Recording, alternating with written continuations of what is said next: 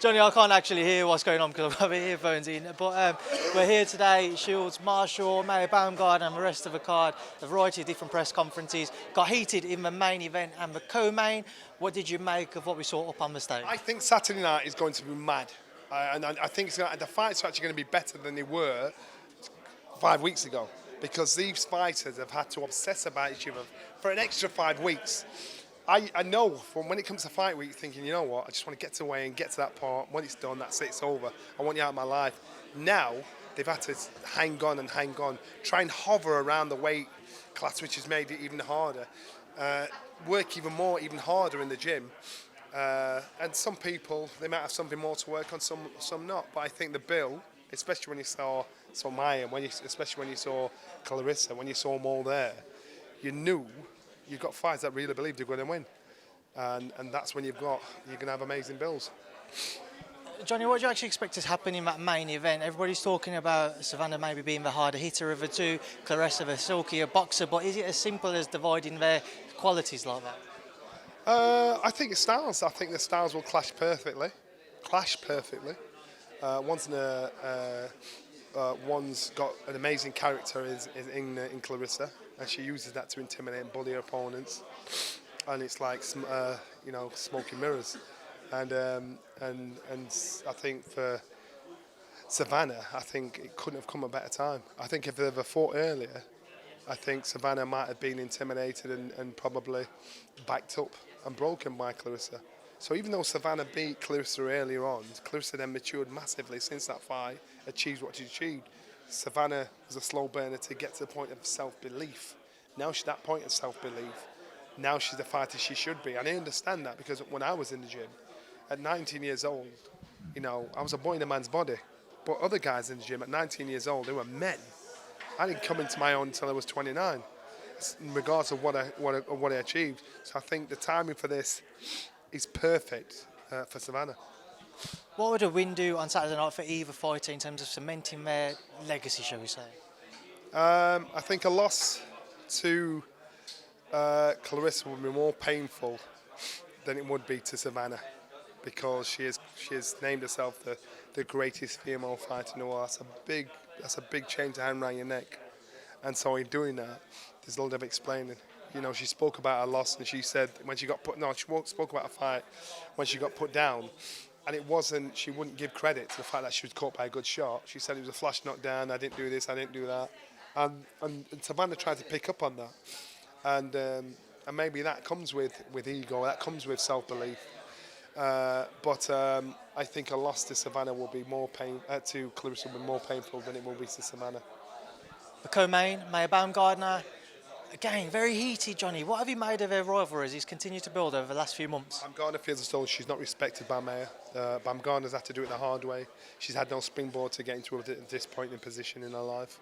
Baumgardner's got a chip on her shoulder, which will get her where she needs to get to. If Mayer doesn't respect her, Baumgardner will bang her out. So Mayer needs to respect her. If she respects her, she gets the win. But the hardest thing to do is, if you don't disrespect somebody before a fight, it's hard to respect him during a fight. You can respect him after the fight, but during a fight, it's hard to turn it around. So again, I think that could be for the chief bill. But even on the undercard, Shannon Ryan's boxing, she's on the stream. All the undercard, these are tomorrow's stars. So the whole card is such a bill. It's untrue. See a lot of talent on the card, a lot of amateur success going down here with the likes of Karis Artingstall, Lauren Price, Caroline Dubois, achieved great feats within the amateur ranks. When you look at their pro careers, there's obviously a lot of people who would like to see them moved quicker than facing kind of more evenly matched competition, shall we say. Well, England now has become the hub for female boxing. The Americans are coming over here, they want to fight. 15,000 people have come to watch this. Promoters said, I'll never put that on. It used to be Germany originally, but the UK is a spot to be for female fighters. That's why I didn't want to fight it. That's why the fan base is here. So the attention, the hub for female boxing is here in the UK. So if they want that springboard, if you want to be stars, they want to have that star treatment, they'll come to the UK. And of course, Johnny, there's always topics away from this, away from boxing on the shows that we're covering that we want to talk about. One topic we've been told we're not allowed to talk about with you, but away from that, Fury-Chisora seems to be in the work for a trilogy bout. Your thoughts? First of all, let me address that. Nobody told you weren't allowed to talk to me about it. The fact is, it's not our business. That's fact. It's not let these guys deal with their business. Then let's talk about it afterwards. Speculation gets us nowhere, and so deal with it afterwards. In regards to Fury-Chisora, don't fall into that trap. I think Fury-Chisora, what happens is, Fury was going to do a lot of things, retire, box for half a bill, box Usyk, box AJ. So until this is signed, sealed, and ready to be delivered, then let's talk about it. But we're falling into that trap all over again. How excited were we a few weeks ago? It's on. Fury AJ is on. And now we're doing the same thing again. And when are we going to learn our lesson? So until it's done, let's be patient. So you don't actually believe it's true, Fury-Chisora for it? I think Fury believe it's true, like he believed it was true when he was going to box for half a bill, or when he's retired, or when he's fighting AJ, or when he's fighting Usyk, and he had to be signed by them Monday. So let's just wait. I'm not going to get giddy and get carried away with it, because I've done it too many times, and people should learn.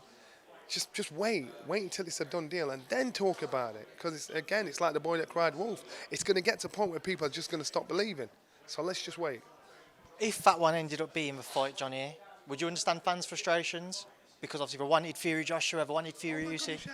And that's what I'm saying, there's a chance of a backlash, because you can't promise the sun, moon and stars and give them anything less. And so of course there'll be a backlash. Even his own fans will think, come on, what's all this about? So of course they will, but that's human nature.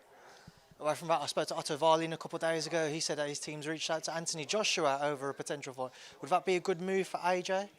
I said after AJ lost against Usyk that he should have a rest and rest his brain away from it, and assess his desire, his want, his reasons. That's my opinion. If AJ wants to fight so soon, that's down to AJ.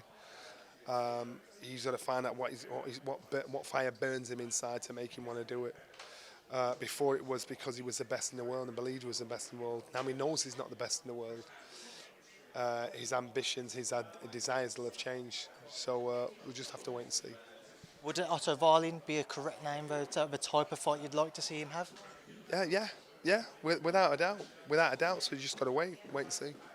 Just away from that, I'll get your thoughts on Kell Brook. I've seen him back in the gym as well, somebody you know very well for the Inglewood gym. Is he back?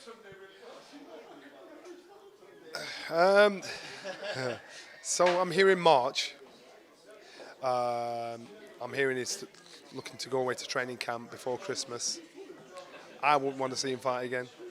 I'd want if the Kell that prepared for the Amir Khan fight was training and fighting. Yeah, man, I'd like to see that. But I think only Amir Khan could make Kell train the way he did. And so I fear for that. I wouldn't do it. I wouldn't do it. But that's down to Kell. What fight could get his fire back, shall we say? Just to make it. So I saw comments where he said he'd be up to facing Eubank Jr. Would that fight get his kind of stomach going? I just won't do it. But if you're going to dangle a £5 million carrot in front of him, I can understand the temptation. And I said before, I can remember being with Ricky Hatton a couple of days before Kell boxed Amir Khan, and we're out, and he was talking about the Manny Pacquiao fight. Still, it's going to bug you. So when the money actually didn't meet, and Kell's made a lot of money, so it's not like he needs it. And I'm quite sure he'll always be comfortable for the rest of his life. But that's pride, that's ego. Somebody being three smart, and unless he can conjure up that kind of desire, I wouldn't want to see it. I will watch it because he's my boy, but I wouldn't want to see it. Right, Johnny, I appreciate your time. I'll leave now to shoot off. Thanks for speaking to me and ID Box. Peace. That's the one. Cheers, Johnny.